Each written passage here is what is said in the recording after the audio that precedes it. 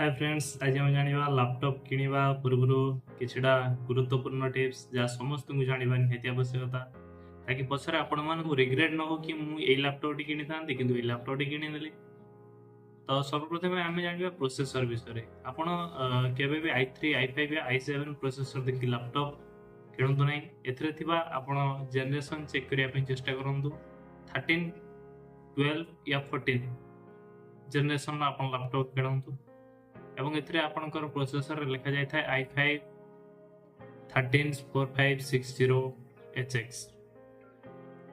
ठीक अछि। आ जदि आपनकर प्रोसेसर रे लास्ट रे लिखा अछि i3 12450P किंबा i5 12450U तो हे आपनकर बेसिक कार्य पय ही दर्शाई थाए।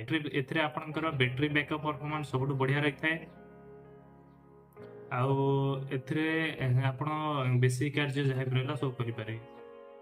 जदि आपण गेमिंग करिया पे चाहउचंती तो आपनकर प्रोसेसर लास्ट रे लिखा जाय था H या HS या फिर HX तो यह गेमिंग पई प्रयोज्य।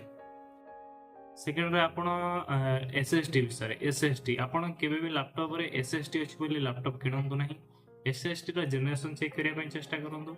Gen 3 आपनकर ओल्ड मॉडल एवं Gen 4 आपनकर न्यू एवं Gen 5 आपनकर लेटेस्ट मॉडल रहते तो यार जनरेशन चेक करिक किनिया चेष्टा करंतु।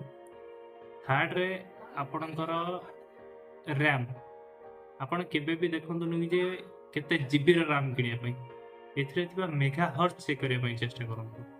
3200 या 4500 या 7500 अति कम रे आपण 3200 ठू कम मेगाहर्ट्ज रो लैपटॉप किनिया पे केबे भी चेष्टा करंतु नै।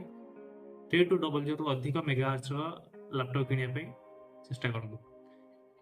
एवं आपण को फोर्थ रे आसला ग्राफिक्स कार्ड आपण केबे भी डेडिकेटेड ग्राफिक्स कार्ड अछि बोली लैपटॉप परचेस करंतु नै। एथरे थिबा आपनकर टीजीबी चेक करंतु। साधारणतः आपनकर 75 वाट टीजीबी या 95 वाट टीजीबी चेक करी लैपटॉप किणतु। जते अधिक टीजीबी सेते अधिक ग्राफिक्स कार्ड रो परफॉर्मेंस रहते तो सेतमे आपन को टीजीबी चेक करिया निहाती आवश्यकता रहते। या तला लैपटॉप किनबा पूर्व किछटा गुरुत्वपूर्ण टिप्स।